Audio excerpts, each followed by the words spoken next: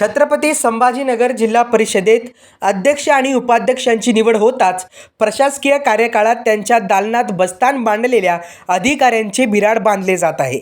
ही दालने आता पदाधिकाऱ्यांसाठीच उपलब्ध करून दिली जाणार आहे। या दालनाच्या दुरुस्तीची कामेही वेगाने होणार आहे।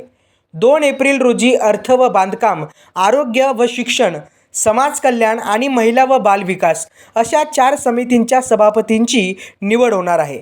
त्याचपूर्वी पदाधिकाऱ्यांच्या दालनाची व्यवस्था करण्यात येत आहे। जिल्हा परिषदेच्या माध्यमातून ही कामे करण्यात येत असून त्यावर 40 लाख रुपये खर्च होत आहे। नूतन इमारतीचे काम अद्याप पूर्ण नसल्याने जिल्हा परिषद तिजोरीवर हा भुर्दंड पडला आहे। त्यामुळे तब्बल 80 कोटी रुपये खर्च करून बांधण्यात येत असलेल्या नूतन इमारतीचे काम कधी पूर्ण होईल असा देखील प्रश्न यानिमित्त उपस्थित होत आहे।